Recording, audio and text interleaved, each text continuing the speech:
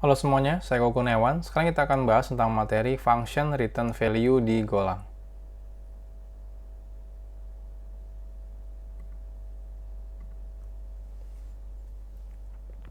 Function itu sebenarnya bisa mengembalikan data. Sebelumnya kita sudah membuat function, cuma bedanya function sebelumnya itu tidak mengembalikan data. Nah, sekarang kita akan coba membuat function dengan mengembalikan data dari si functionnya. Nah, untuk memberitahu bahwa sebuah function itu mengembalikan data, kita harus menuliskan tipe data kembalian dari functionnya.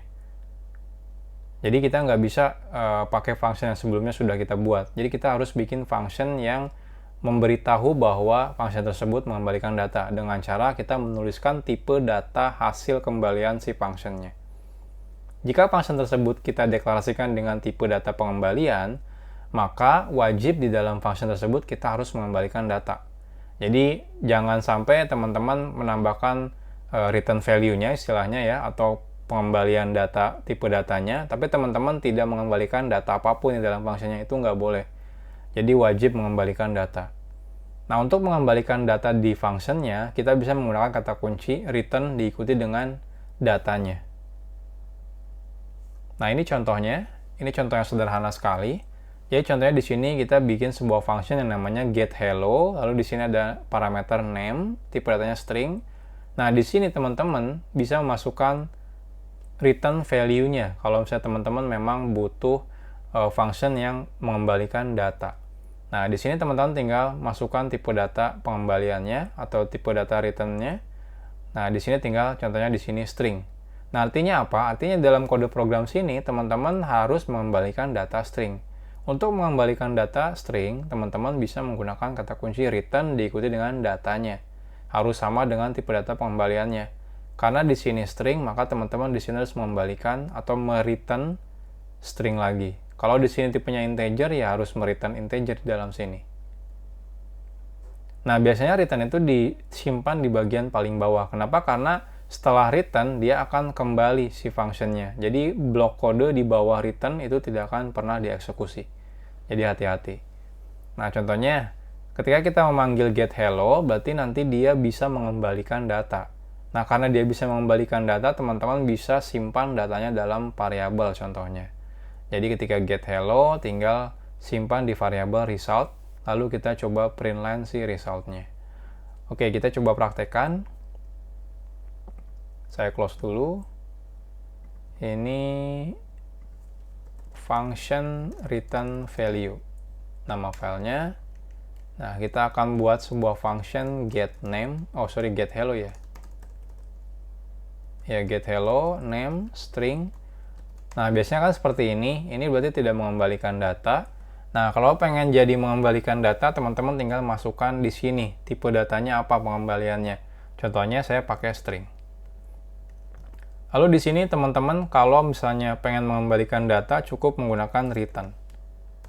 Ikuti dengan datanya. Hello misalnya.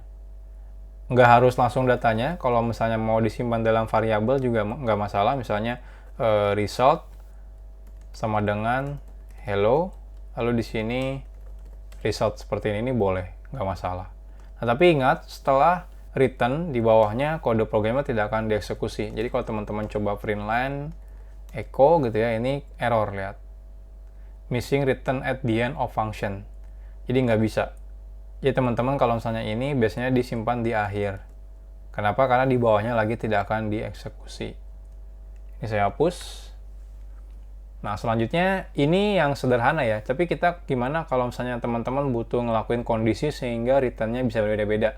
Nah, itu nggak masalah juga.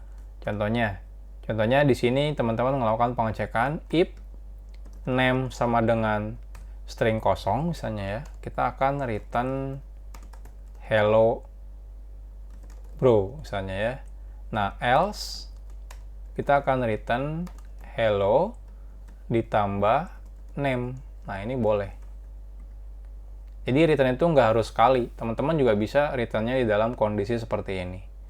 Nah, oke. Kita coba, kita simpan misalnya di dalam result. getHello echo. Seperti ini. Lalu kita printline si result-nya. Atau kalau teman-teman nggak mau ribet bikin variabel dulu, ya bisa langsung aja ya. Printline, lalu get hello. Lalu string kosong misalnya, seperti ini. Ini juga boleh. Nah, kita coba running. Nah, hasilnya yang pertama adalah hello echo, karena kita memasukkan parameternya echo, dan di sini dicek name-nya berarti echo ya. Kalau name-nya sama dengan string kosong berarti false, karena dia adalah echo, jadi masuknya ke sini. Hello plus name-nya. Name parameter ini, yaitu echo. Jadi keluarnya hello echo.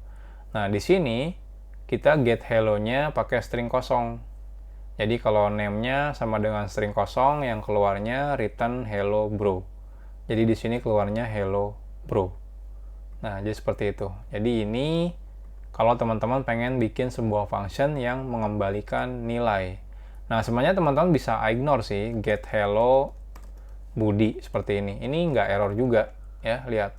Cuma ya agak nggak berguna kalau teman-teman bikin sebuah function yang mengembalikan data, ternyata ketika memanggil functionnya teman-teman nggak pernah pakai data kembaliannya. Ya jadinya seakan-akan ini nggak terlalu berguna return functionnya. Ini saya hapus lagi. Jadi seperti ini cara mengembalikan data di function di Golang. Next, kita akan bahas tentang returning multiple values atau mengembalikan data lebih dari satu di function.